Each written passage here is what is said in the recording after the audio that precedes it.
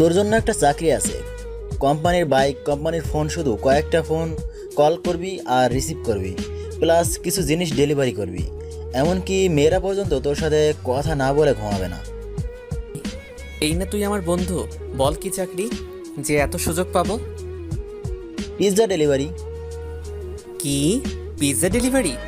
আমি বিদেশ থেকে এত বড় ডিগ্রি নিয়ে এসেছি এই পিৎজা ডেলিভারির জন্য? দেখ দোস্ত, এখনকার সময় এই ডিগ্রি ফিগ্রিতে কিছুই হয় না। আর তোর ভালো একটা চাকরি পেতে কিছুদিন সময় লাগবে। এতদিন চলার জন্য তোর তো হাত খরচ লাগবেই। ঠিকই বললি। আচ্ছা, কবে থেকে চাকরিতে জয়েন করব? আমার বন্ধুর একটি পিৎজা হাট আছে, সেখানেই তোকে চাকরি পাইয়ে দেবো। ধন্যবাদ দিয়ে তোকে ছোট করব না বন্ধু। আমার এই বিপদের সময় তুই আমাকে সাহায্য করলি, আমায় এই ঋণ কখনো পূরণ করতে পারবো না। দেখ দোস্ত, তুই আমার জন্য কি করতেছস এই গ্যারেজের সবাই জানে, তাই এইসব ফালতু কথা বলবি না। এখন চল, তোকে আমার বন্ধুর দোকানে নিয়ে যাই। ঠিক আছে, চল। রাজু, গ্যারেজটা দেখ, আমি আসছি। ঠিক আছে উস্তাদ। আমি আর আমার বন্ধু পিৎজা হাটের দিকে রওনা দিলাম তার বাইক নিয়ে। আপনারা নিশ্চয়ই ভাবছেন যে আমি অনেক গরিব। আসলে তা নয়। আমার বাবা সেলিম হোসেন এই দেশের টপ 5 বিজনেসম্যানদের মধ্যে একজন। আমার নাম রাকিব হাসান রাজ। আমার এক ছোট বোন আছে, সে ইন্টার ফার্স্ট ইয়ারে পড়ে। আমি এতদিন বিদেশ থেকে লেখাপড়া কমপ্লিট করে আজ সকালে বাসায় আসলাম। বাসায় এসে দেখি আব্বু কিছু নিয়ে একটা কাজ করছে। আমাকে দেখেও কিছু বলল না, তবে এটা আমার অভ্যাস হয়ে গেছে। আব্বু বিজনেস ব্যতীত কিছুই বোঝে না। আরে তুই কখন এলি? এই যে আম্মু, এইমাত্র আসলাম। ভাইয়া, তুই এসেছিস? আমার জন্য কি আনলি? তোর মতো পেতনির জন্য কি আনবো রে? ভাইয়া, তুই না খুব পচা। হারে, আমি তো এমনিতেই মজা করছিলাম। তোর জন্য অনেক চকলেট প্লাস বিদেশি আটা ময়দা সব এনেছি। সত্যি ভাইয়া, I love you. I love you my sis. তোদের ভাই বোনের খুনসুটি কখনো শেষ হবে না নাকি? আমি গিয়ে ফ্রেশ হয়ে আসি। দাঁড়া। আমি পিছনে তাকিয়ে দেখি আব্বু আমাকে ডাকছে। কিছু বলবো আব্বু? তোর শার্টে রক্ত কেন লেগে আছে? আমি আমার শার্টের দিকে তাকিয়ে দেখি যে এক কোণে রক্ত লেগে আছে। আমি তো এতক্ষণ খেয়ালই করিনি। তুই কি ব্যথা পেয়েছত নাকি? ভাইয়া ব্যথা পাবে? আসলে বলো, কাকে বা কাদের ব্যথা দিয়ে এসেছে? আসলে আমি যখন এয়ারপোর্টে থেকে বাসায় আসতেছিলাম তখন দেখলাম রাস্তায় কয়েকজন বখাটে মিলে একজন লোককে খুব মারছে আর তার ব্যাগ ছিনতাই করার চেষ্টা করছে। তোমরা তো জানো যে আমি আবার এইসব দেখতে পারি না, তাই আমি গাড়ি থেকে নেমে তাদের বাধা দেই। তারা পালিয়ে যাওয়ার পর সেই লোককে হাসপাতালে ভর্তি করে দিয়ে আসি। সেই ব্যক্তির রক্তই হয়তো শার্টে লেগে আছে। ঠিক আছে, যা এখন ফ্রেশ হয়ে নে, সবাই একসাথে দুপুরের খাবার খাবো। ঠিক আছে। এই বলেই আমি আমার রুমে গিয়ে ফ্রেশ হয়ে নিই। তারপর ফ্রেশ হয়ে ডাইনিং টেবিলে গেলাম। সেখানে গিয়ে দেখি সবাই আমার জন্য অপেক্ষা করছে। আমি আব্বুর বিপরীত পাশের চেয়ারে বসলাম। তুই বস, আমি খাবার নিয়ে আসছি। ঠিক আছে। তোর সাথে আমার কিছু কথা ছিল। জি আব্বু, বলো। তুই তো বিদেশ থেকে লেখাপড়া শেষ করে আসলি, এখন আমার ব্যবসার অবস্থা তোকেই ধরতে হবে। আব্বু, আমি এসবের জন্য এখনো প্রস্তুত না। তাহলে কখন প্রস্তুত হবে? আব্বু, আমি আসলে আমার নিজের যোগ্যতায় কিছু করতে চাচ্ছি। এত সহজ না নিজের যোগ্যতায় কিছু করা। আমার বাবা এই ব্যবসা গড়ে তুলেছিল, আমি সেটা তিলে তিলে গড়ে আজ এই পজিশনে এসেছি। আমি জানি আব্বু, কিন্তু আমি আগে নিজের যোগ্যতায় কিছু করতে চাচ্ছি। আমার পড়ালেখাকে কোনো কাজে ইনভেস্ট করতে ইচ্ছুক। ভালো, কিন্তু তুমি কি জানো নিজের যোগ্যতায় কিছু করতে হলে একেবারে শূন্য পজিশন থেকে শুরু করতে হবে? জানি। তাহলে তুই এখানে কেন?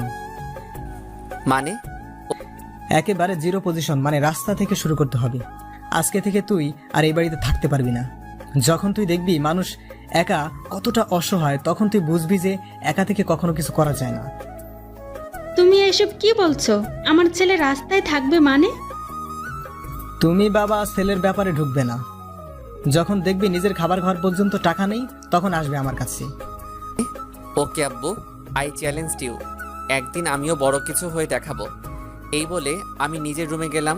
সেখানে গিয়ে আমি আমার ব্যাগটা কাঁধে নিয়ে বেরিয়ে পড়লাম অজানা উদ্দেশ্যের দিকে। আম্মু আর আমার ছোট বোন আমাকে আটকানোর চেষ্টা করলেও কিছুই করতে পারিনি, কারণ তারা আব্বুকে ভয় পায়। আসলে আব্বুর রাগ উঠলে আব্বু কি করে বা বলে তা আব্বু নিজেও জানে না, কিন্তু পরে তা নিয়ে আফসোস করে। আমি আমার একমাত্র বন্ধু রাহুলের গ্যারেজে আসলাম। সেই আমার প্রকৃত বন্ধু। আমি বিদেশ যাওয়ার আগে আব্বুর কাছ থেকে টাকা নিয়ে রাহুলকে দেই ওর গ্যারেজ চালু করার জন্য। সে এসব মেকানিক কাজে এক্সপার্ট, কিন্তু গরিব বলে কিছুই করতে পারিনি, তাই আমি সাহায্য করেছিলাম। আমি রাহুলের গ্যারেজে গেলাম। কিরে দোস্ত, কি অবস্থা তোর? আমি ভালো আছি, কিন্তু তুই কবে দেশে এলি? এই তো আজকে। ভেবেছিলাম সবাইকে সারপ্রাইজ দিব, কিন্তু আমি নিজেই সারপ্রাইজ হয়ে গেলাম। কি হয়েছে তুই সব বল আমাকে। আমি তারপর রাহুলকে খুলে বললাম। দেখ দোস্ত, তোর যতদিন ইচ্ছা ততদিন আমার কাছে থাক।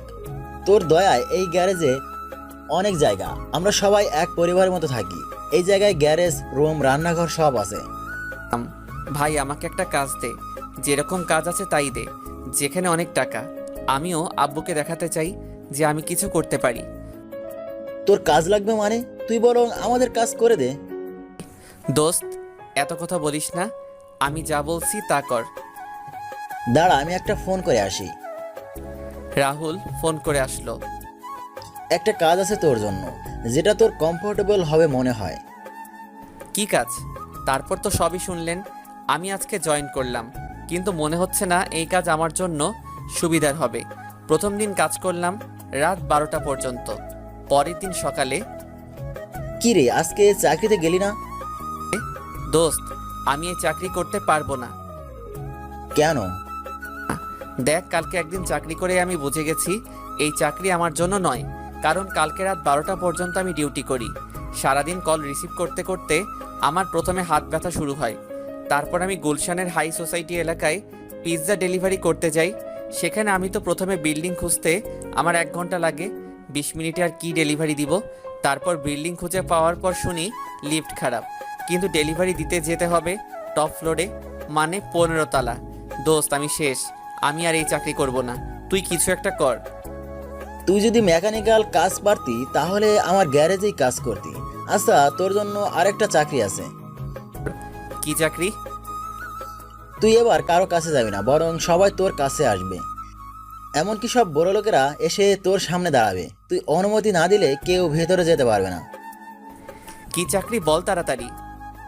শপিং মলে সিকিউরিটি গার্ড। শেষমেশ এটাই করতে হলো। ঠিক আছে, আমি করব।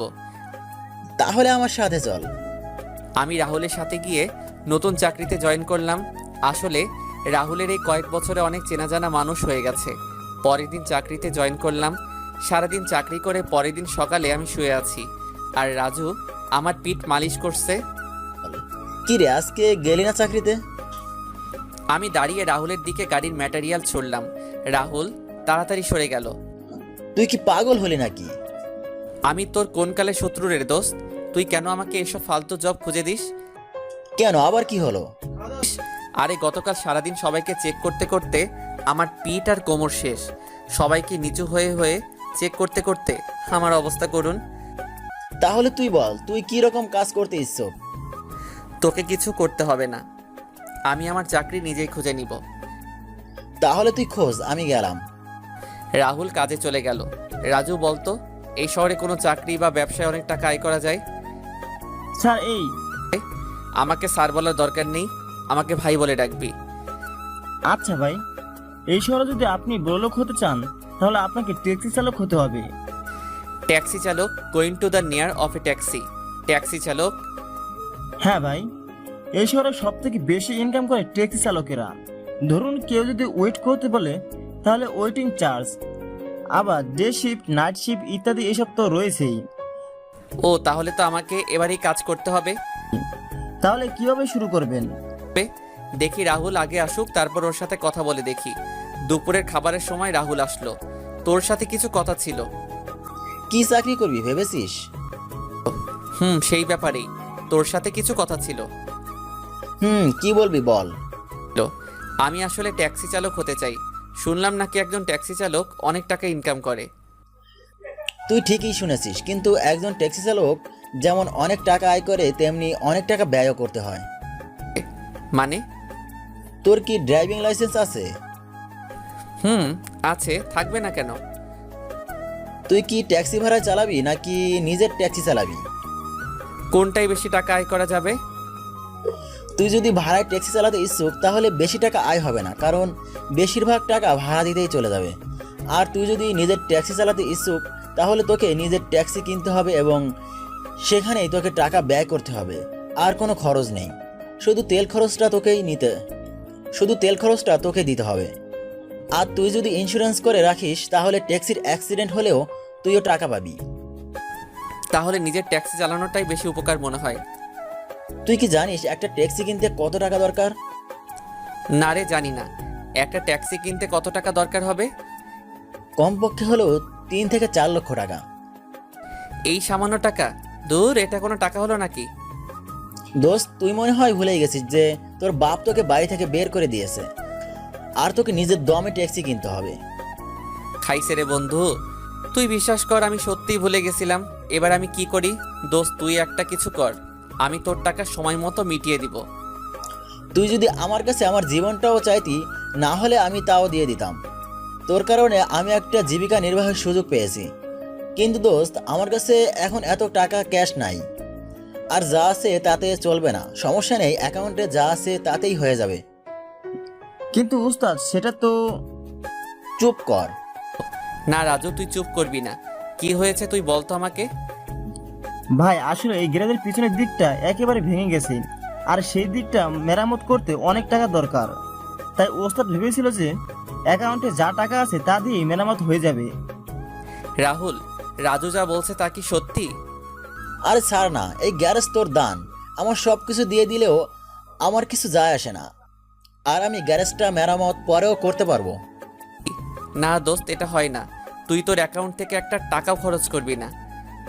তাহলে ট্যাক্সি কিনবি কোথা থেকে? দরকার হলে ব্যাংক থেকে লোন নিব। গুড আইডিয়া, কিন্তু লোন নিতে গেলে কিছু তো বন্ধক রাখতে হয়। সেটা দেখা যাবে। এখন তুই রেডি হয়ে নে, আমি আর তুই ব্যাংকে যাব। ঠিক আছে, চল। তারপর আমি আর রাহুল মিলে ব্যাংকে গেলাম। সেখানে গিয়ে ব্যাংকের ম্যানেজারের সাথে যোগাযোগ করলাম। দেখুন মিস্টার রাকিব, আপনার কোয়ালিফিকেশন অনেক হাই লেভেলের, কিন্তু আপনি যে অ্যামাউন্ট লোনের জন্য অ্যাপ্লাই করেছেন আর যে কাজে অ্যামাউন্টটা ব্যয় করবেন সেটা মানানসই না। মানে আপনার শিক্ষাগত যোগ্যতা অন্য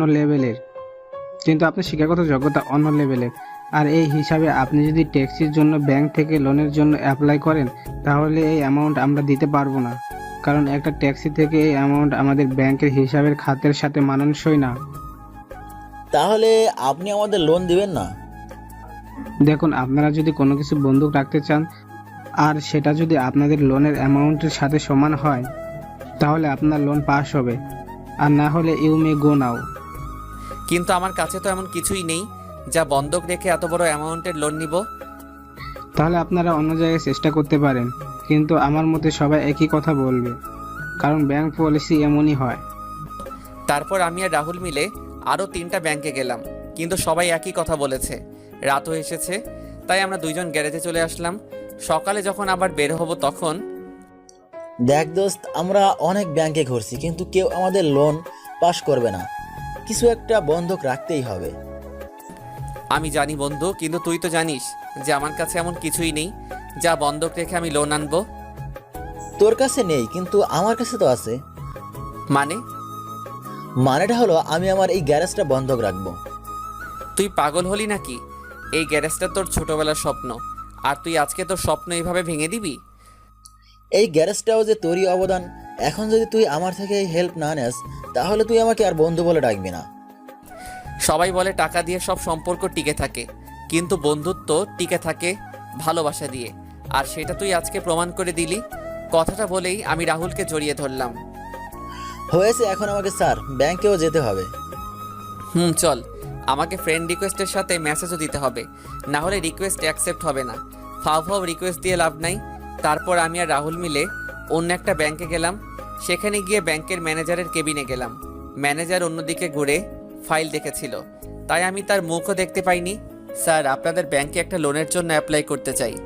ব্যাংকের ম্যানেজার ফাইলে রেখে যখন আমাদের দিকে ঘুরে তাকায়, তখন আমি ম্যানেজারকে দেখে অনেক অবাক হয়ে যাই, কারণ এটা সেই লোক যাকে আমি এয়ারপোর্ট থেকে ফেরার পথে বাঁচিয়েছিলাম। সেও আমাকে দেখে অবাক হয়েছে, এটা তার মুখ দেখলেই বোঝা যাচ্ছে। আরে ভাই, আপনি? ম্যানেজার, আপনি কি রাকিবকে চেনেন নাকি? আরে তোকে ওই দিন বললাম না যে এয়ারপোর্ট থেকে আসার সময় এক লোককে ছিনতাইকারীর হাত থেকে বাঁচিয়েছিলাম, এই সেই লোক। ওহ, সেদিন আমি ব্যাংকের টাকা নিয়ে হেড লকারে যাচ্ছিলাম। সেদিন যদি আপনি আমাকে রক্ষা করতেন তাহলে আমার চাকরিটাই হয়তো আর থাকতো না। বাদ দেন বিষয়টা, সেটা তো আমার মানবিক দায়িত্ব ছিল।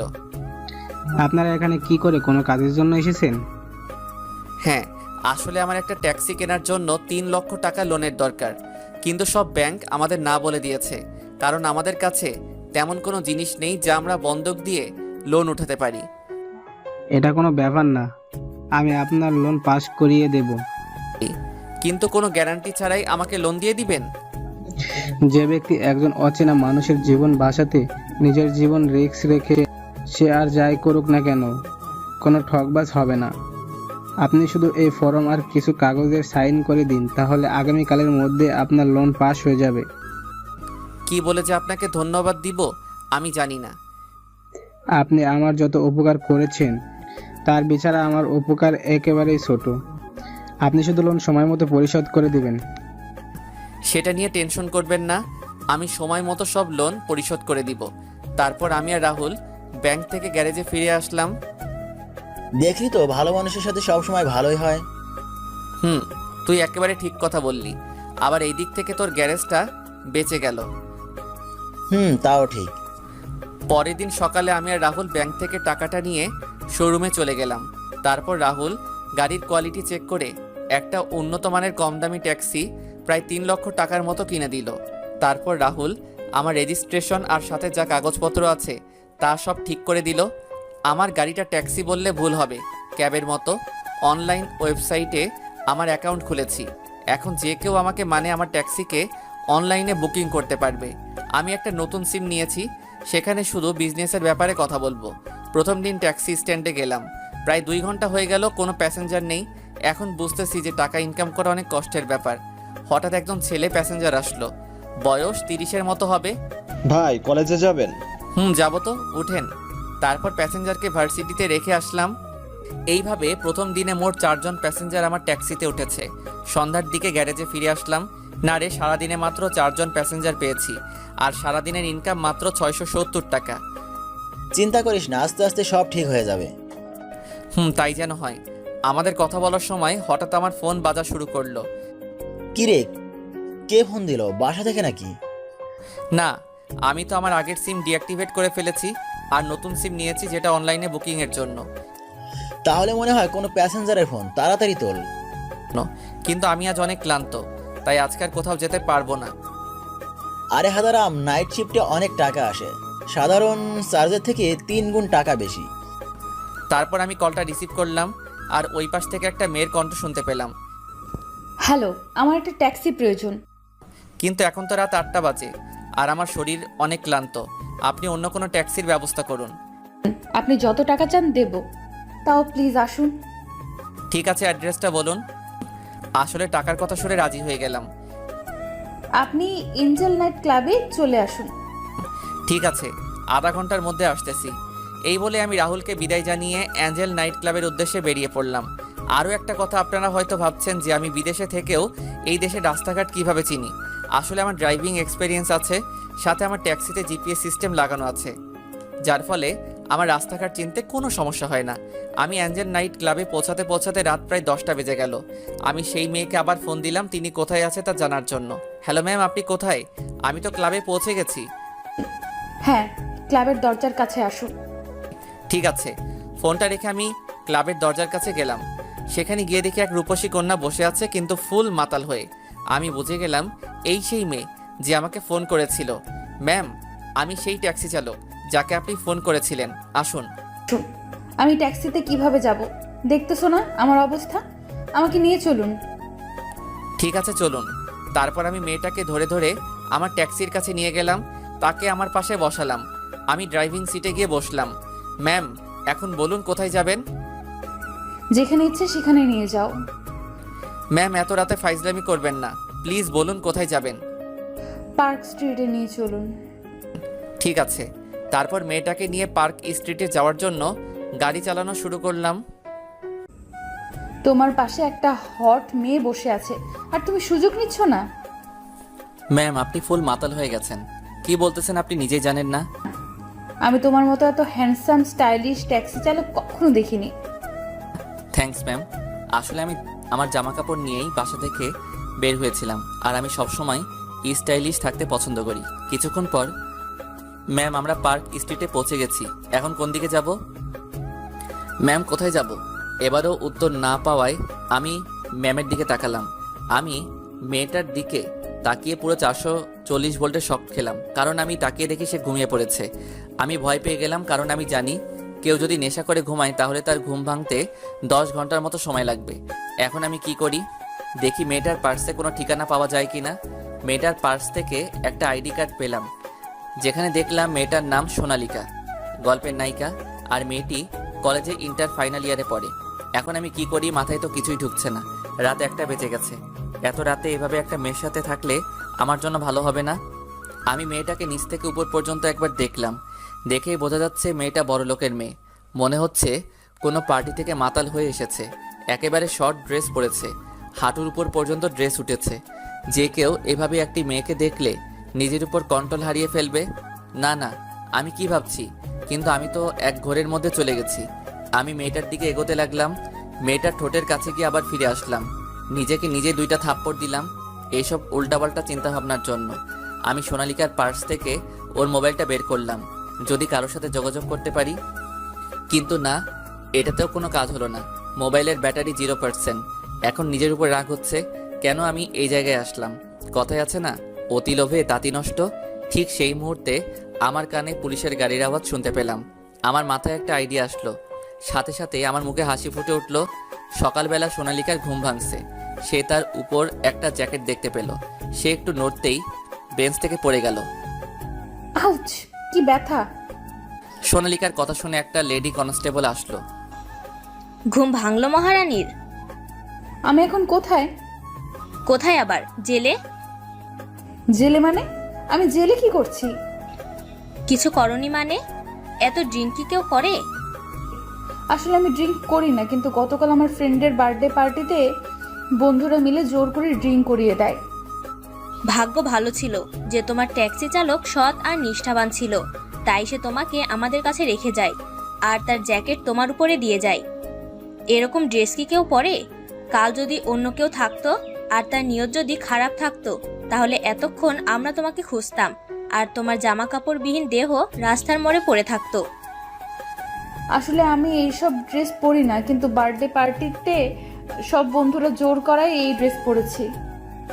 ঠিক আছে, এই নাও তোমার মোবাইল আর পার্স। ধন্যবাদ। ধন্যবাদ তো তোমার সেই ট্যাক্সি চালককে দেওয়া উচিত, যে তোমাকে এখানে নিয়ে এসেছে। আমি তাকে কোথায় পাবো? তা আমি কি করে জানবো? ও, তারপর সোনালিকা তার মোবাইল আর পার্স আর আমার জ্যাকেট সাথে নিয়ে থানা থেকে বের হয়ে গেল। তারপর সেখান থেকে একটা ট্যাক্সি করে তার বাসায় চলে গেল। বাসায় যেতেই, সারা রাত কোথায় ছিলি? আমি কত টেনশনে ছিলাম জানিস? ও ড্যাড, এত হাইপার হওয়ার কিছুই নাই। গতকাল রাতে বন্ধুদের সাথে ক্লাবেই ছিলাম। মিথ্যা বলার জায়গা পাস না। আমি তোর সব বন্ধুকে ফোন করেছিলাম, কিন্তু তারা সবাই বলল তুই রাত 11টার দিকে ক্লাব থেকে বের হয়ে গিয়েছিস। Dad, sorry for telling lie.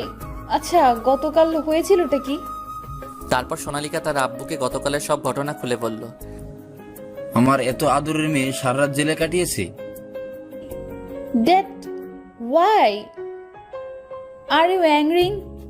গতকাল তো আমার ভাগ্য ভালো ছিল বলেই এত সৎ একজন ড্রাইভার পেয়েছি যে আমাকে নিরাপদে থানায় রেখে এসেছে।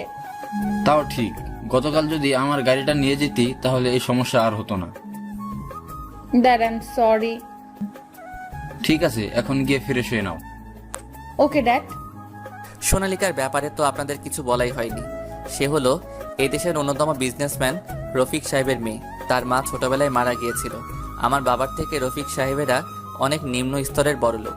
সোনালিকার বাবার ভালোবাসায় আর টাকায় মোটামুটি অহংকার হলেও মনটা ভালো। তার যখন রাগ উঠে যায় তখন সে অহংকারী আর বদ মেজাজি হয়ে যায়। সোনালিকা তার রুমে গিয়ে ফ্রেশ হয়ে নিল আর আমার জ্যাকেটটা সুন্দর করে দেখতে লাগলো আর ভাবতে লাগলো যে করি হোক আমাকে খুঁজে বের করবে আর ধন্যবাদ দিবে। আমার যতটুকু মনে আছে ট্যাক্সি চালক খুব স্টাইলিশ এবং হ্যান্ডসাম ছিল। তাকে খুঁজে তার জ্যাকেটটা ফিরিয়ে দিতে হবে, সাথে ধন্যবাদ দিতে হবে, তার ভাড়াটাও দিতে হবে।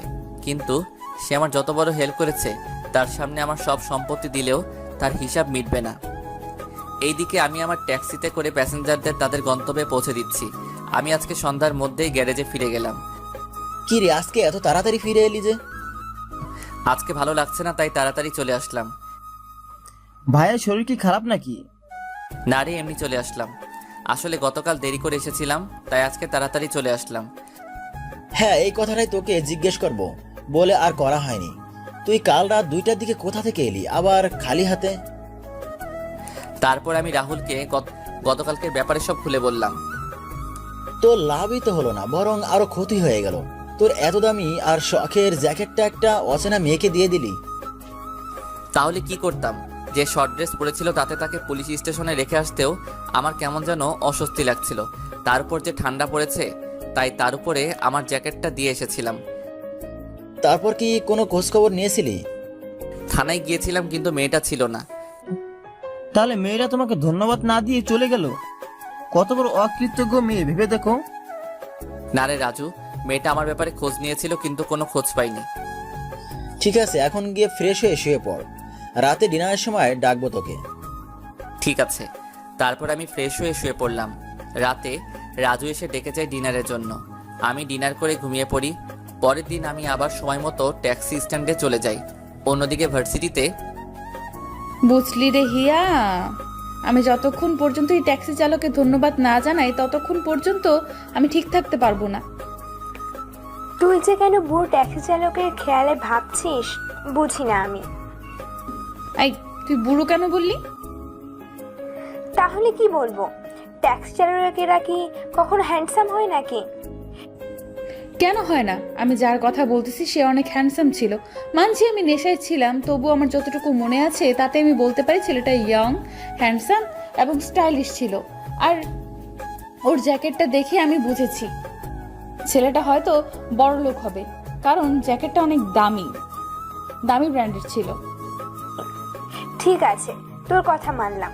এক মিনিটেই তুই তো আমাকে বলছিলি যে তুই সেই ট্যাক্সি চালককে ফোন কল করে ট্যাক্সিটা বুক করেছিলি। তাহলে তুই সেই নাম্বারে ফোন দে। এই আইডিয়া আমার মাথায় আগে কেন আসলো না? তুই সত্যিই রে একটা জিনিয়াস। তারপর সোনালিকা আমাকে ফোন দিল। আমি ড্রাইভিংয়ে ছিলাম তাই গাড়িটা সাইডে পার্কিং করে কলটা রিসিভ করলাম। হ্যালো, কে বলছেন? হ্যাঁ, আমি সোনালিকা বলছি। কে সোনালিকা? বলার পর আমার মনে পড়লো সেই মেয়েটার কথা। আমি হলাম সেই মেয়ে যাকে আপনি আমাকে মাতাল অবস্থায় লেডি কনস্টেবলের কাছে সেফলি রেখে এসেছিলেন। ও হ্যাঁ, মনে পড়েছে। তা বলুন, কি খবর আপনার? আসলে আই এম সরি, সেদিন আপনি আমার জন্য আপত্তিকর পরিস্থিতিতে পড়েছিলেন। না না, ড্রিঙ্কস করলে এরকম হয়। তারপরও আমার নিজের উপর গিল্টি ফিল হচ্ছে। আমি আপনার সাথে দেখা করতে চাই। কেন? আমার সাথে দেখা কেন করবেন? আসলে আপনাকে ধন্যবাদ দেওয়ার ছিল, আর আপনার জ্যাকেটটাও আমার কাছে আছে। ঠিক আছে, কোথায় দেখা করবেন বলেন। আর আপনি বলেন কোথায় আসব? আপনি এই ট্যাক্সি স্ট্যান্ডে চলে আসুন এখন। ঠিক আছে, কিন্তু আমি আপনাকে চিনব কিভাবে? আমার তো আপনার চেহারা ঠিক মনে নেই। সমস্যা নেই, আমার আপনার চেহারা ঠিকই মনে আছে। ঠিক আছে, আমি আসতেছি। ওকে। কল রেখে আমি স্ট্যান্ডের দিকে রওনা দিলাম। এমন সময় রাস্তায় দুইজন দম্পতিকে দেখতে পেলাম। মনে হলো মেয়েটা প্রেগনেন্ট। তারা হাত দিয়ে আমার ট্যাক্সিকে থামার জন্য বলছে। আমি ট্যাক্সি তাদের সামনে থামালাম। প্লিজ আমাদের সিটি হাসপাতালে নিয়ে চলুন, আমার বউ প্রেগনেন্ট, অনেক সিরিয়াস কন্ডিশন। ঠিক আছে, চলুন। আসলে আজকে না বললে মানবতার হার হতো। তারপর তাদেরকে হাসপাতালে নিয়ে যেতে যেতে অনেকটা দেরি হয়ে যাচ্ছে। আর এদিকে সোনালিকা আর হিয়া দাঁড়িয়ে আছে। তারা আমার ব্যাপারে খোঁজ নিচ্ছে, কিন্তু কেউ আমার ব্যাপারে বলতে পারছে না, কারণ আমি নতুন, আমার সম্পর্কে কেউ জানে না। সোনালিকা আমাকে ফোন দিচ্ছে বারবার, কিন্তু আমার এখন হাসপাতালে যাওয়া অনেক জরুরি। কি রে, আর আসবে না মনে হয়? তোর ট্যাক্সি চালক চলে যায়। না রে, আর একটু অপেক্ষা করি, তারপর যাব। হয়তো কোনো সমস্যায় পড়েছে, তাই আসতে দেরি হচ্ছে। হতেও পারে, ঠিক আছে, অপেক্ষা করি। আমি তাদেরকে হাসপাতালে পৌঁছে দিয়ে স্ট্যান্ডের দিকে রওনা দিলাম। আমি স্ট্যান্ডের সামনে গাড়িটা পার্ক করলাম। আমি মোবাইলে দেখি মোট 35টা মিসড কল। কলের টাইম দেখে বোঝা যাচ্ছে প্রায় 1 ঘন্টা ধরে কল করেছে মেয়েটি। আমি সামনে তাকিয়ে দেখলাম 2টা মেয়ে দাঁড়িয়ে আছে স্ট্যান্ডে। আমি দেখেই চিনতে পেলাম সোনালিকাকে। আমি তাদের সামনে যাওয়ার জন্য রওনা দিলাম। মনে হয় না সে আর আসবে। আমারও মনে হয়, চল এখান থেকে চলে যাই। চল। সোনালিকা চলে যাওয়ার জন্য হাঁটা শুরু করলো। আমি তাদের কাছে যাওয়ার জন্য তাড়াতাড়ি হাঁটা শুরু করলাম। তারা আমার দিকে আসছে। আমি যেই না তাদের সামনে চলে আসলাম, অমনি আমি একটা ইটে হোঁচটকে সোনালিকার উপরে পড়ে গেলাম। আমি সোনালিকার উপর থেকে উঠে ওকে হাত ধরে উঠালাম ওঠার জন্য, কিন্তু সে আমার হাত ছড়িয়ে নিজে উঠে নিল। সোনালিকা দাঁড়িয়ে আমার গালে ঠাস করে থাপ্পড় দিল। আমি শুধু মাথা নিচু করে আছি, কারণ আমার মাথা এখন গরম হয়ে গেছে। আর আমার মাথা গরম হলে আমি কি করব তা আমি নিজেও জানি না, তাই নিজেকে শান্ত করার চেষ্টা করছি। তোর চোখ নেই নাকি বাড়িতে রেখে এসেছিস? আরে এদের কেয়ারটেকার সম্পর্কে আমরা জানা আছে, সুন্দরী মেয়ে দেখলেই গায়ে পড়তে চায়। তুই ঠিক বলেছিস হিয়া, এখন আমার মাথা গরম হয়ে রয়েছে, তাই এখান থেকে চল, না হলে আমি কি করব আমি নিজেই জানি না। তারপর ওরা 2জন চলে গেল, আর আমি হাবলার মতো ওদের যাওয়ার দিকে তাকিয়ে রইলাম। মেয়েটা বলল কি, যেখানে আমার মাথা গরম হওয়ার কথা সেখানে এর বলে মাথা গরম হয়ে গেছে। তারপর আমার মনে হলো কতক্ষণ ধরে মেয়েটা রোদে দাঁড়িয়েছিল, তাই হয়তো রেগে গেছে। আর আমরা মানুষরা যাদের উপর রাগ করি, সেই রাগ তাদের উপর না দেখিয়ে অন্যের দিকে নিজেদের রাগ দেখাই। আমি আর এক মুহূর্ত সেখানে না দাঁড়িয়ে সেখান থেকে চলে গেলাম গ্যারেজে। অন্যদিকে হিয়া, আমার মনে হয় আমি সেই লোকটার সাথে খারাপ ব্যবহার করেছি। তুই ঠিকই করেছিস। তাহলে এখন কি করবি? সেই লোকটা তো আর পাবো না। সেই ট্যাক্সি চালককেই একবার ফোন করে জিজ্ঞেস করে যে আজকে কেন আসলো না। গ্যারেজে শুয়ে শুয়ে ভাবছি যে আজ হলোটা কি। মেয়েটা প্রথমে আমাকে ডাকলো, তারপর নিজেই আবার অপমান করলো। এমন সময় আমার ফোন বাজা শুরু করলো। আমি ফোনটা চেক করে দেখি সোনালিকা ফোন দিচ্ছে। আমি ফোন না ধরে রেখে দেই। সোনালিকা অবিরাম ফোন দিচ্ছেই। আমি বিরক্ত হয়ে ফোন ধরলাম। হ্যালো, কি জন্য ফোন দিতেছেন? আপনি এত রেগে আছেন কেন?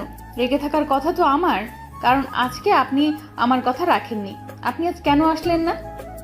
আমি তো এসেছিলাম, কিন্তু কোনো কিন্তু নয়, কালকে আপনি ক্যাফেটেরিয়ায় আসবেন। কেন আসবো? আবার থাপ্পড় খাওয়ার জন্য? আপনার কথা ঠিক মানে বুঝলাম না। আপনি কখন থাপ্পড় খেলেন?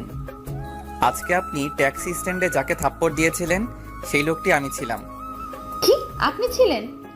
সত্যি বলতে আমি জানতাম না। আসলে আপনি না আসায় আমার মাথায় রাগ উঠে যায়, আর সেই সময় আপনি আমার উপরে পড়ে যান, তাই রাগের মাত্রা আরো বেড়ে যায়। বুঝেছি, আর বলতে হবে না। I am extremely sorry. Please কালকে আমার সাথে দেখা করবেন। ঠিক আছে, আমি কাল যাব বলে আমি ফোনটা কেটে দিলাম। আমি ফোন রেখে দেখে আমার সামনে রাহুল দাঁড়িয়ে আছে।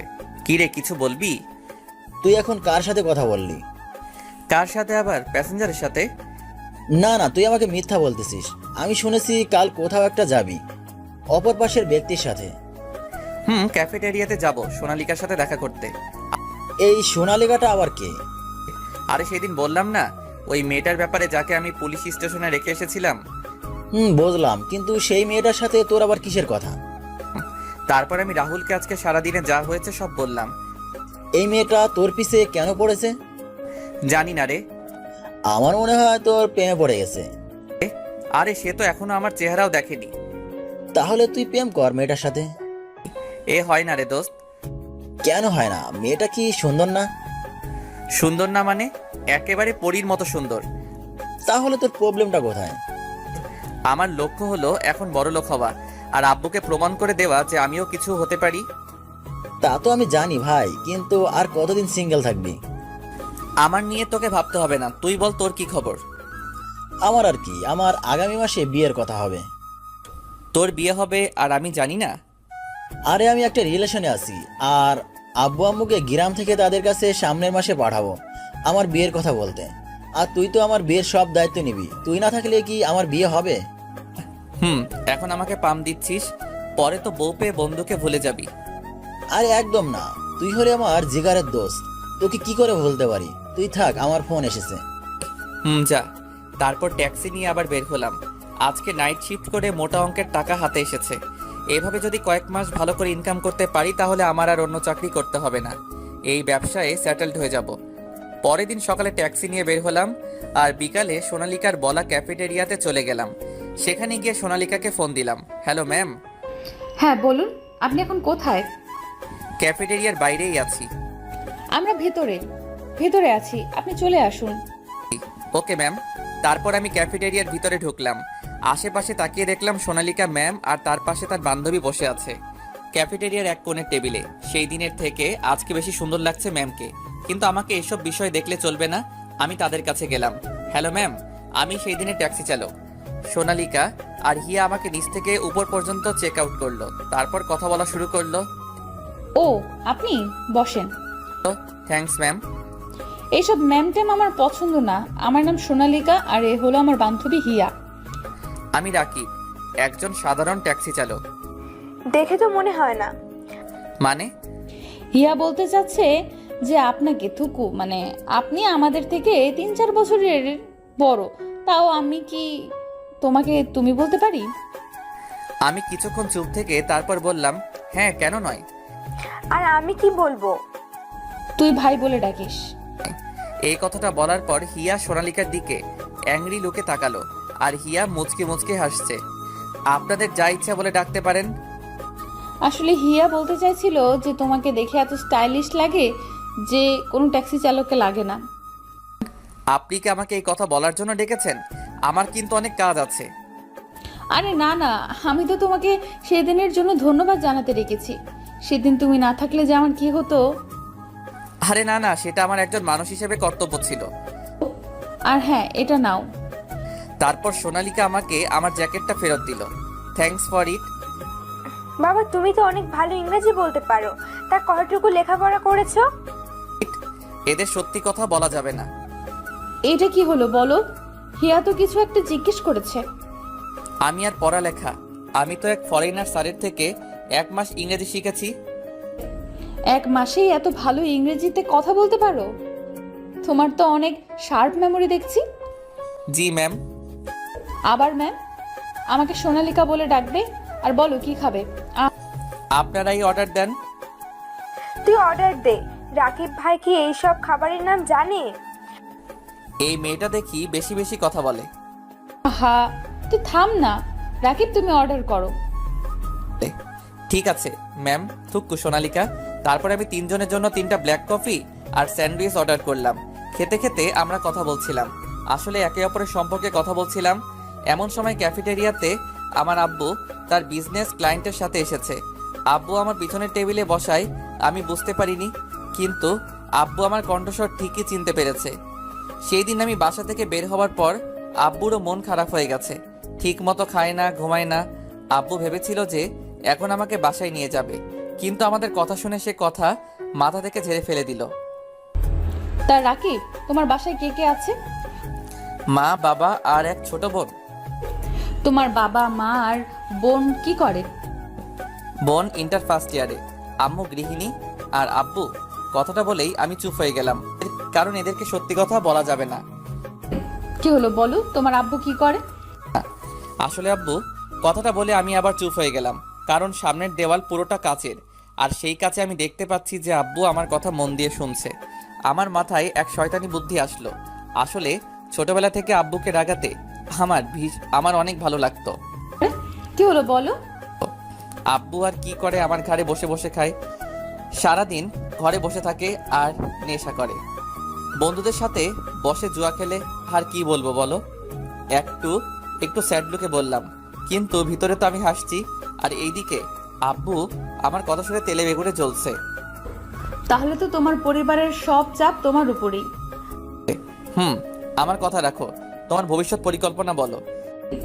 আমি লন্ডন ক্যামব্রিজ ইউনিভার্সিটি থেকে চান্স পেয়েছি। একটা এক্সাম দিয়েছি, সেই ভার্সিটিতে চান্স পাওয়ার জন্য আগামী সপ্তাহে রেজাল্ট দিবে, দেখি কি হয়। You know what, one of the best varsity this is. আরে রাকিব ভাই, কিভাবে জানবে? জীবনে এই ভার্সিটির নাম শুনেছে নাকি? সন্দেহ। যে ভার্সিটি থেকে গ্র্যাজুয়েশন করে দেশে ফিরলাম, সেই ভার্সিটির নাম বলে আমি শুনবো না? কি হলো, কি বলছো বিড়বিড় করে?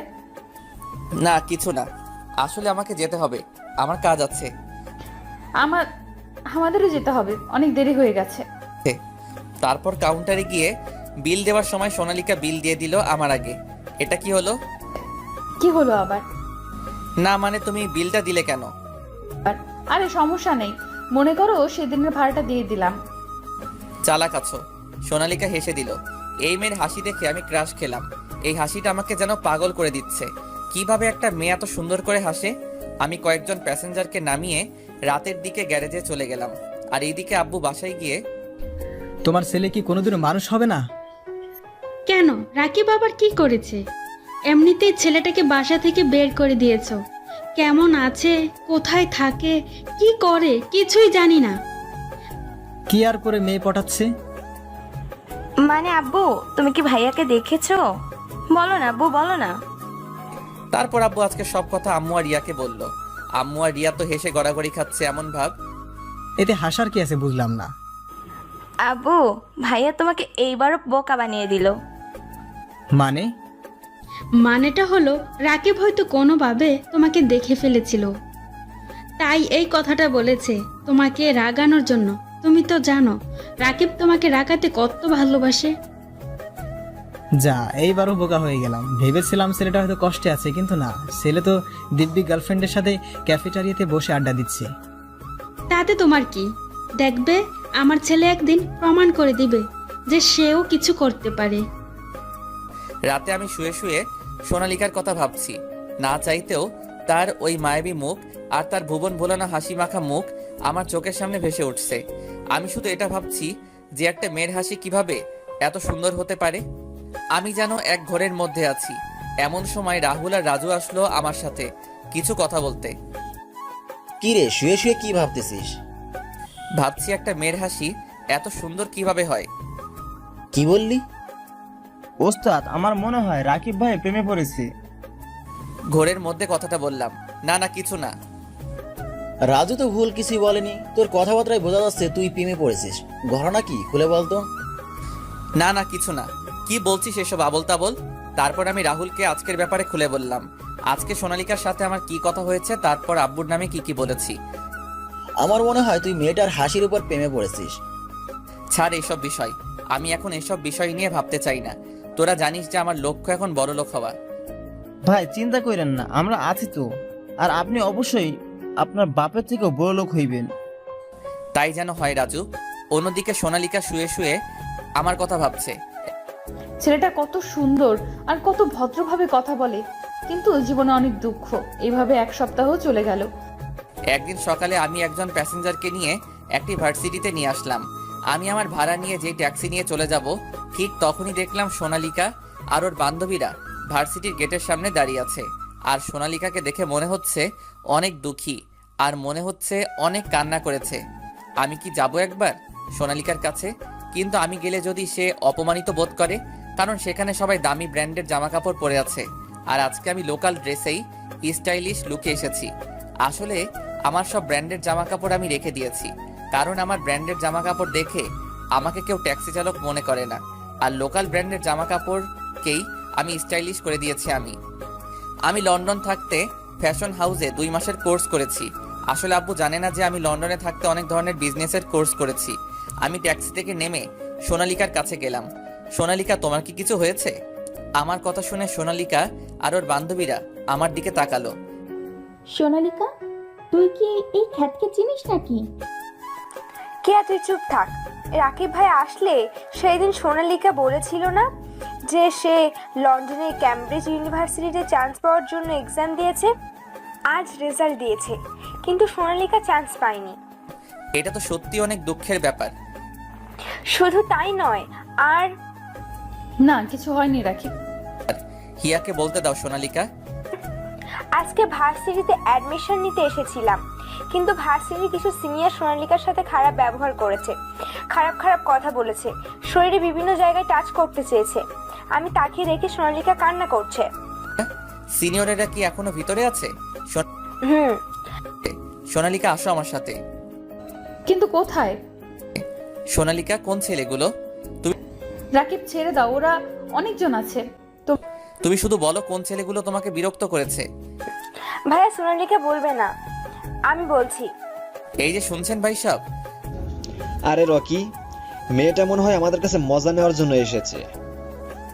গতবার মনে হয় আমাদের টাচ অনেক ভালো লেগেছে। রকি যেই সোনালিকার পেটে টাচ করবে সেই সময় আমি রকির হাত ধরে মচকে দিলাম। রকি ব্যথায় চিৎকার দিয়ে উঠল। তারপর আমি রকির মুখে একটা ঘুষি দিলাম আর তার নাক থেকে অবিরাম রক্ত পড়তে লাগলো। তারপর বাকি 6 জন আমাকে ঘিরে ফেললো। আমি একে একে সবাইকে মারতে লাগলাম। একজনের 2 পায়ের মাঝখানে একটা কিক করলাম আর সে মরণ চিৎকার দিয়ে উঠল।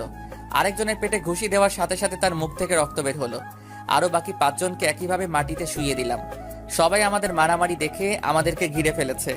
সোনালিকা আর ওর বান্ধবীরা আমার ফাইট দেখে চমকে গেছে, কারণ আমি একেবারে প্রফেশনালভাবে ওদেরকে হারিয়েছি। তারা তো আর জানে না যে আমি লন্ডনে থাকতে মার্শাল আর্ট, কুংফু আর নিনজা ফাইট সবকিছু ট্রেনিং নিয়েছি।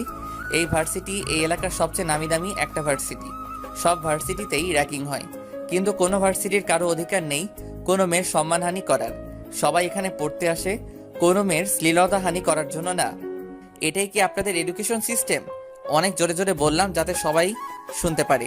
সবাই আমার কথা শুনে মাথা নিচু করে আছে। আমি আর কিছু না বলে সেখান থেকে বেরিয়ে আসলাম।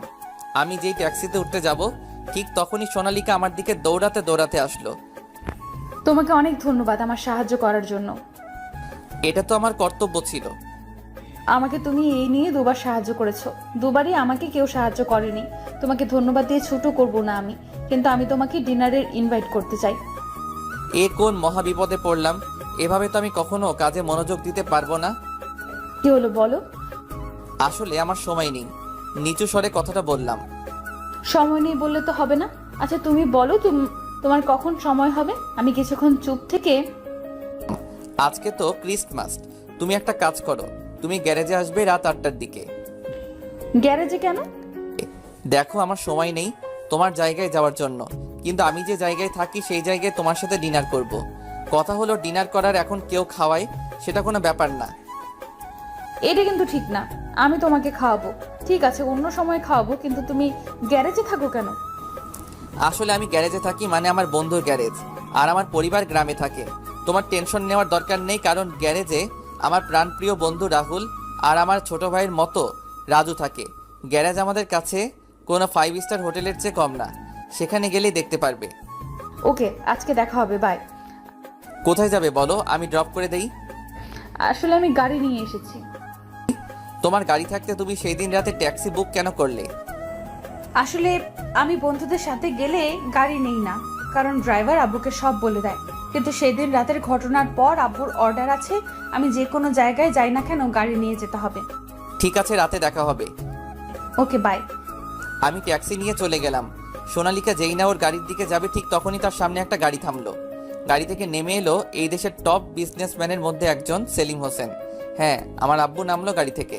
আসলে আমি আর সোনালিকা যখন রাস্তায় কথা বলছিলাম তখন আব্বু আমাদের দেখেছিল, কিন্তু এত দূর থেকে আমাদের কথা শোনা যাচ্ছিল না।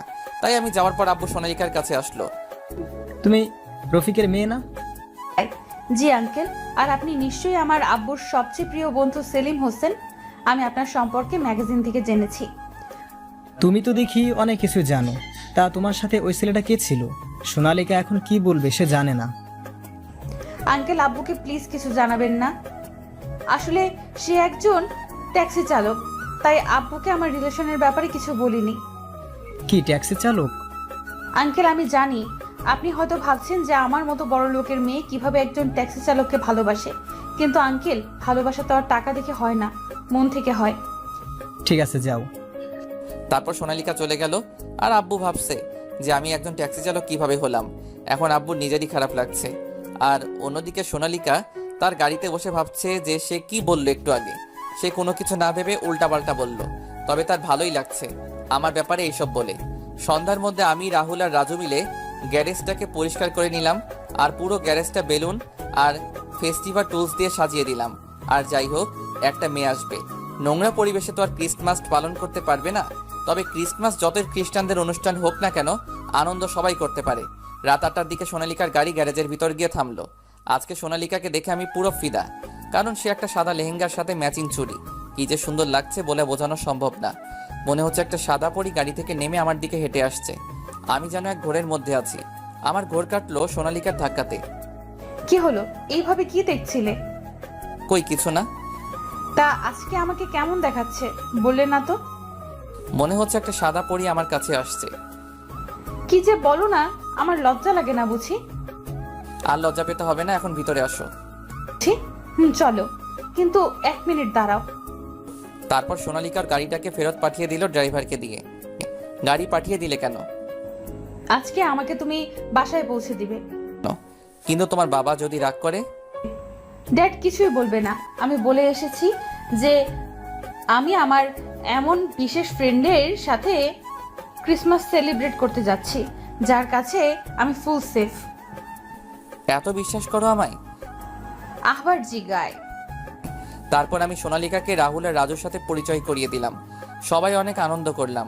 আমরা সবাই একসাথে ডিনার করলাম। তারপর রাত 12টা বাজতেই কেক কাটলাম। হালকা ড্রিঙ্কসও করেছি। আজকে সত্যি অনেক মজা করলাম। রাজু আর রাহুল ঘুমাতে চলে গেছে। সোনালিকা আমার রুমে এসেছে। অনেক তো রাত হলো, চলো তোমাকে বাসায় দিয়ে আসি। কেন আজকে রাতে তোমার সাথে থাকি? ও সোনালিকা, আমি এত বোকা নই। কেউ এক গ্লাস বিয়ার খেয়ে এত মাতাল হয় না, আমি জানি। জানুই যখন আমার কথায় একটা প্রশ্ন দিবে। কি প্রশ্ন? তুমি কি আমাকে ভালোবাসো? এটা আবার কেমন প্রশ্ন? অনেক রাত হয়ে গেছে, চলো বাসায় দিয়ে আসি। আমি আমার প্রশ্নের উত্তর না পাওয়া পর্যন্ত কোথাও যাব না। এত জেদ তোমার? হুম। ঠিক আছে, তাহলে শোনো। I love you ever and ever.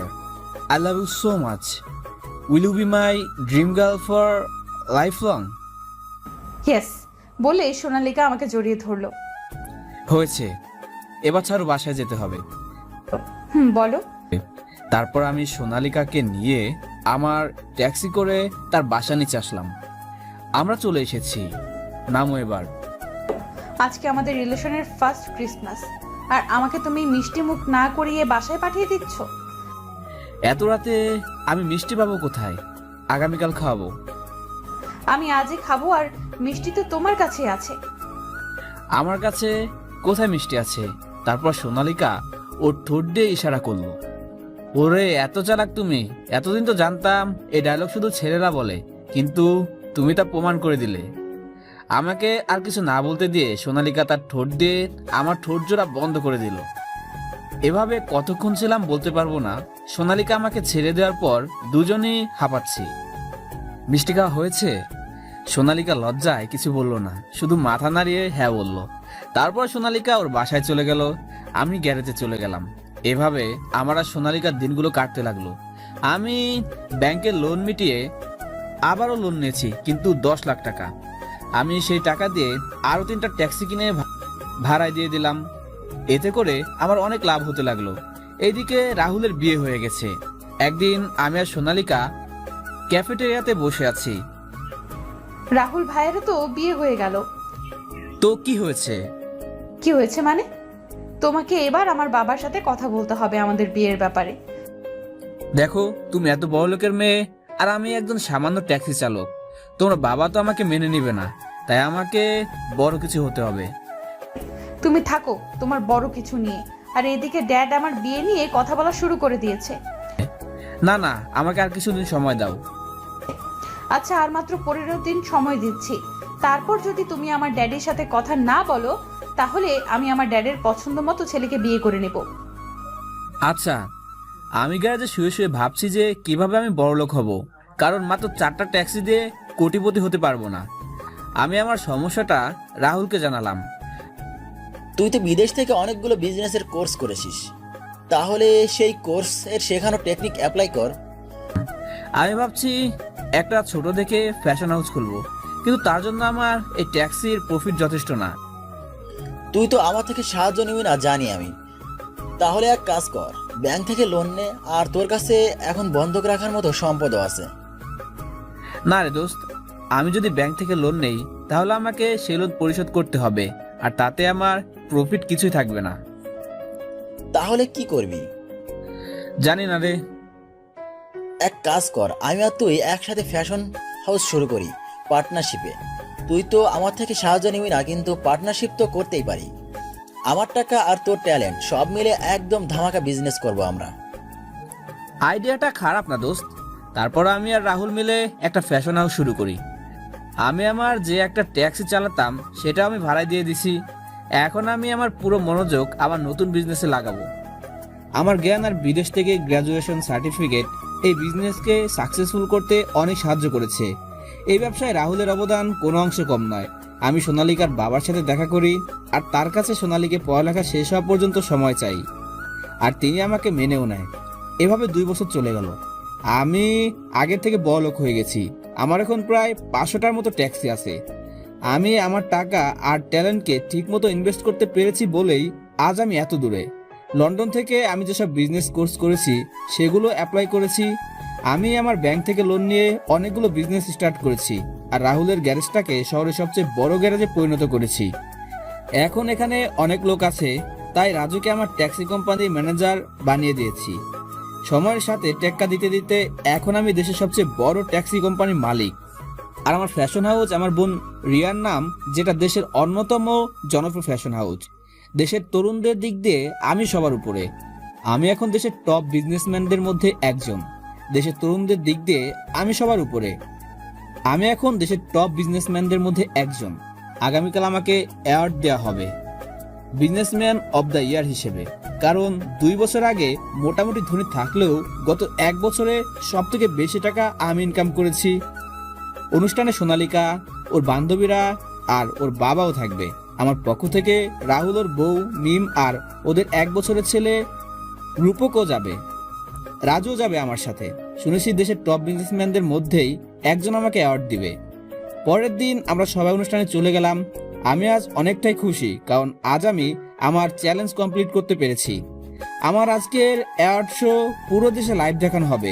তাই আমার আব্বুও দেখবে যে তার ছেলে নিজে কিছু একটা করতে পেরেছে। আমি আমার BMW গাড়ি নিয়ে চলে গেলাম অ্যাওয়ার্ড শোর গেস্ট রুমে। একটু পর অ্যাওয়ার্ড শো শুরু হবে। এমন সময় দরজায় কেউ একজন ঠক ঠক করলো। কামিন। তারপর সোনালিকা আসলো। আমার বাবুটা আজকে এত খুশি কেন? খুশি থাকবো না, আজকে আমি অনেক খুশি। তুমি লাইফে এত বড় একটা অ্যাওয়ার্ড পাবে। আজকেই তুমি আমার আব্বুর সাথে আমাদের বিয়ের কথা বলবে। আর গত 2 বছরে আমি যতবার তোমার বাবা মায়ের কথা জিজ্ঞেস করেছি ততবার তুমি কথাটা এড়িয়ে চলেছো। আজকে কিন্তু আমি কোনো কথা শুনবো না। বলো আমাকে, তুমি কবে তোমার ফ্যামিলির সাথে আমার দেখা করিয়ে দিবে? সম্ভবত আজকে অথবা আগামীকাল। আর তোমার বাবার সাথেও কথা বলবো, সমস্যা নাই। সত্যি? সোনালিকা আমাকে জোরে ধরলো। ঠিক আছে, এখন ছাড়ো, এখন অ্যাওয়ার্ড শো শুরু হবে। না, আমি আমার হবু বরকে জড়িয়ে ধরেছি, তাতে আমি কারো কথা শুনবো না। বোঝার চেষ্টা করো। ঠিক আছে, তাহলে মিষ্টি দাও। এখন আমি মিষ্টি কোথায় পাবো? তারপর সোনালিকা আবারও ঠোঁট দিয়ে ইশারা করলো। আমি বুঝে গেলাম সোনালিকা কি বোঝাতে চাচ্ছে। না না, একদম না। আমার বাবুটা তো দুষ্টু হয়েছে, আমি জানতাম না। সোনালিকা আমাকে যেই লিপ কিস করতে যাবে ঠিক সেই সময় আমি সরে গেলাম। সোনালিকা অনেক রেগে গেল। আমি দৌড়ে রুম থেকে চলে গেলাম। সোনালিকা আমার পিছু পিছু দৌড়াচ্ছে। এক সময় আমি দৌড়াতে দৌড়াতে একজনের সাথে ধাক্কা খেলাম। আমি সামনে তাকিয়ে অবাক, কারণ আমার সামনে আমার ছোট বোন রিয়া দাঁড়িয়ে আছে। রিয়া আমাকে দেখেই জড়িয়ে ধরলো। এতদিনের সব রাগ অভিমান ওর চোখে আমি দেখতে পেলাম। ভাইয়া, তুই না খুব পচা। এতদিন আমাদের কথা কি তোমার মনেও পড়েনি? আরে আমার পাগলি বোনটা যে কেঁদেই দিবে। আমি আর মাত্র 1 দিন পর আবার তোর কাছে ফিরে যাব। রিয়া আমাকে ছেড়ে দিয়ে তারপর আবার বলা শুরু করলো। ভাইয়া, তুমি কি সত্যি বলছো? হ্যাঁ রে, আমি তো রিয়ার সাথে কথা বলতে বলতে এতক্ষণ খেয়ালই করি নাই যে সোনালিকা আমার পিছনে দাঁড়িয়ে আছে। সে আমাদের কথা শুনতে পারেনি। এখানে হচ্ছেটা কি? আমি আর রিয়া সোনালিকার দিকে তাকালাম। সোনালিকার চোখ দিয়ে মনে হয় আগুন বেরোচ্ছে। আমি বুঝে গেলাম সোনালিকা আমাকে আর রিয়াকে দেখে অন্য কিছু ভাবছে। তাই তার ভুল ভাঙানোর জন্য বললাম, রিয়া, এ হলো তোর হবু ভাবি সোনালিকা, আর সোনালিকা এ হলো আমার আদরের ছোট বোন রিয়া। সোনালিকা এবার তার ভুল বুঝতে পেরেছে। রিয়া তো সোনালিকাকে পেয়ে আমাকে মনে হয় ভুলে গেছে। রিয়া, তুই এখানে কি করস? আর আব্বু আম্মু কোথায়? আব্বু আম্মু এখানে আছে। আর তুমি এখানে কি করো? এই জায়গায় তো আজকে দেশের ইয়াং জেনারেশনের আইডল টপ বিজনেসম্যানকে অ্যাওয়ার্ড দেওয়া হবে। সেই বিজনেসম্যান আর কেউ নয়, তোমার ভাইয়া। সত্যি ভাইয়া? তার মানে তুমি চ্যালেঞ্জ জিতে গেছো। হুররে! ইয়া, কিসের চ্যালেঞ্জ? পরে বলবো, আজকে সব জানতে পারবা। রিয়া, আব্বু আর আম্মু এখানে কি করছে? না না, আমি বলবো না। আজকে তোমার জন্য সারপ্রাইজ আছে। দেখা যাবে কি সারপ্রাইজ। এমন সময় মাইকে অ্যানাউন্সমেন্ট করা শুরু হয়ে গেছে। আমরা স্টেজের কাছে চলে গেলাম। আমার সব আপনজন প্রথম সারির চেয়ারে বসে আছে, কিন্তু আমি আব্বুকে দেখতে পেলাম না। এমন সময় মাইকে আমার নাম অ্যানাউন্স করলো। আমি স্টেজে উঠে গেলাম। আমার চোখ নিচে জনগণের ভিড়ের দিকে। আম্মু আমাকে দেখে অনেক অবাক হয়েছে। রিয়া আম্মুকে সব বলল আর সোনালিকার সাথে পরিচয় করে দিচ্ছে। আমি স্টেজে সামনের দিকে তাকিয়ে অনেক বড় শট খেলাম, কারণ আমার সামনে আমার আব্বু দাঁড়িয়ে আছে অ্যাওয়ার্ড নিয়ে। আব্বুর মুখেও আশ্চর্যবোধক চাউনি দেখতে পাচ্ছি। আব্বু যে আমাকে আশা করেনি এটা আব্বুর চোখ মুখ দেখে বোঝা যাচ্ছে। মাইকে আবার অ্যানাউন্স করলো, দেশের ইয়াং জেনারেশনের আইকন রাকিব হাসান রাজকে আজ টপ বিজনেসম্যান অব দ্য ইয়ারের অ্যাওয়ার্ড দিবে দেশের সেরা বিজনেসম্যানদের মধ্যে অন্যতম বিজনেসম্যান সেলিম হোসেন। আব্বুর হাতে অ্যাওয়ার্ড আছে, কিন্তু আব্বু আমাকে অ্যাওয়ার্ড না দিয়ে এই জায়গায় সবাইকে অবাক করে আমাকে জড়িয়ে ধরলো। এতদিনের সব রাগ অভিমান সব আজকে মুছে যাবে বলে আমি মনে করি। আব্বু আমাকে ছেড়ে দিয়ে আমাকে নিয়ে মাইকের কাছে গেল। আপনারা নিশ্চয়ই ভাবতেছেন যে আমার আর রফিকের মধ্যে কি সম্পর্ক আছে। রফিক আর কেউ নয়, আমার ছেলে। গত 2.5 বছর আগে রাকিব লন্ডন ক্যামব্রিজ ইউনিভার্সিটি থেকে গ্র্যাজুয়েশন করে দেশে আসার পর আমাকে বলেছিল যে সে নিজের নামে কিছু করতে চায়, আমার বিজনেস সে সামলাবে না। তখন আমি খুব রেগে গিয়েছিলাম, তাই রাকিবকে ঘর থেকে বের করে দিয়েছিলাম। তখন রাকিব আমাকে চ্যালেঞ্জ করেছিল যে রাকিব নিজের যোগ্যতায় কিছু একটা হয়ে আমার সামনে এসে দাঁড়াবে। আজ রাকিব তার কথা রাখতে পেরেছে। আজ 2.5 বছর পর সময়ের পরিবর্তনে আল্লাহ তাআলা আমার হাতে রাকিবকে অ্যাওয়ার্ড দেওয়ার সৌভাগ্য করে দিয়েছে। আজ আমি চ্যালেঞ্জে হেরে যাওয়ায় কোনো দুঃখ পাইনি, বরং আমার চেয়ে খুশি কেউ হবে না, কারণ আমার ছেলে নিজের যোগ্যতায় আজ নিজের একটা পরিচয় গড়ে তুলেছে। আজ আমি গর্বিত আমার ছেলের প্রতি। আব্বুর কথা শুনে আমার চোখ দিয়ে 2 ফোঁটা পানি গড়িয়ে পড়লো। এই পানি দুঃখের নয়, বরং আনন্দের। তারপর আব্বু আমাকে তার নিজ হাতে অ্যাওয়ার্ড দিল। অ্যাওয়ার্ড অনুষ্ঠান শেষ হওয়ার পর আমি আব্বু আম্মুকে সোনালিকা আর তার বাবার সাথে পরিচয় করে দিলাম, কিন্তু আমি জানতাম না যে আমার আব্বু আর সোনালিকার আব্বু বেস্ট ফ্রেন্ড। 1 মাস পর আমার বিয়ে হয়ে গেল সোনালিকার সাথে। আমি এখন বাসর ঘরের সামনে দাঁড়িয়ে আছি, কিন্তু আমার ভিতরে ভয় কাজ করছে, কারণ সেদিন অ্যাওয়ার্ড ফাংশনের দিন সোনালিকা আমার উপর রাগ করেছিল, কারণ আমি আমার আসল পরিচয় তার কাছে লুকিয়ে গেছিলাম। আমি আমার সব ভয়কে এক সাইডে রেখে এক বুক সাহস নিয়ে আমার রুমে ঢুকলাম। দেখি সোনালিকা বাঙালি বউয়ের মতো হাঁটু সমান ঘুমটা দিয়ে বসে আছে। আমার পায়ের শব্দ শুনে সোনালিকা খাট থেকে নেমে আমার পায়ে হাত দিয়ে সালাম করলো। আমি কিছু বলার আগে সোনালিকা বলা শুরু করলো, আগে অজু করে আসো, 2 রাকাত নফল নামাজ পড়বো, তারপর আমি। এখন কিছু বলি? না, আগে আমার প্রশ্নের উত্তর দিবে, তারপর। ঠিক আছে। তুমি আমাকে তোমার আসল পরিচয় কেন দাওনি? কারণ আমি চাইতাম না কেউ আমার পরিচয় জেনে আমাকে ভালোবাসুক। ও, তার মানে আমাকে কি তোমার সেই রকম মেয়ে বলে মনে হয়েছিল তোমার? এই না না, আমি সেটা বলতে চাইনি। এইসব কথা ছাড়ো তো, আজকে আমাদের বাসর রাত। এসব কথা বলে কি সময় কাটাবে? তাই ছাদে যাবে? আমি তোমাকে বলছি কি আর তুমি বলছো কি? আর এত রাতে ছাদে গিয়ে কি করবে যদি কেউ দেখে ফেলে? আরে কিছু হবে না, চলো তো। তারপর সোনালিকার সাথে চুপি চুপি ছাদে গেলাম। সেখানে দোলনায় বসলাম। এই দোলনাটা আমার বোন বানিয়েছিল।